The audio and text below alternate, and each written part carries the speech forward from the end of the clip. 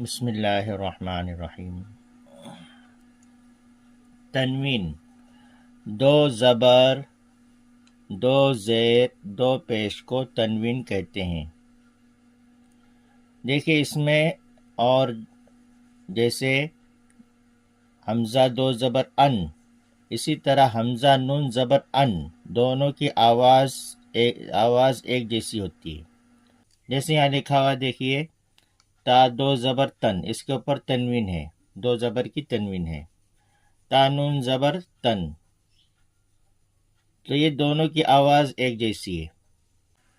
تا دو زیر تن، تا نون زیر تن، یہ دونوں کی آواز ایک جیسی ہے۔ تا دو پیشتن، تا نون پیشتن، یہ دونوں کی آواز بھی ایک جیسی ہے، اور ان کے قواعد بھی سب ایک جیسے ہیں۔ جیسے ہم آگے سبق میں پڑھیں گے، اخفا، اظہار، ادغام، اس کے جتنے بھی قواعد آئیں گے کہ دونوں کے قواعد ایک جیسے ہوں گے۔ تو اس لیے ہم کو اس کو سمجھنا ہے کہ تا دو زبر تن اور تا نون زبر تن دونوں ایک جیسے ہی ہیں۔ تو ہم اس کو پہلے تنوین کو سمجھ لیتے ہیں۔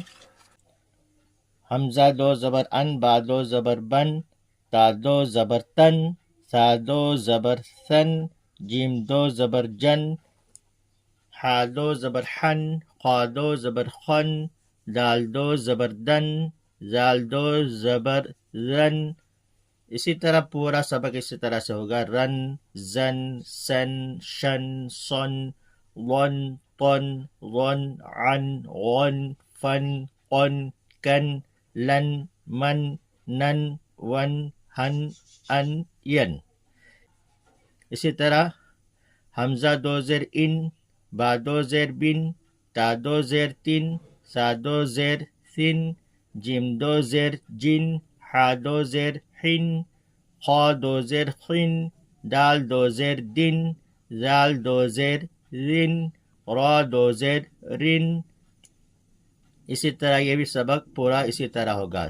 روانی سے زن، سن، شن، صن، ون، طن، غن، عن، غن، فن، قن، کن، لن، من، نن، ون، ہن، ان۔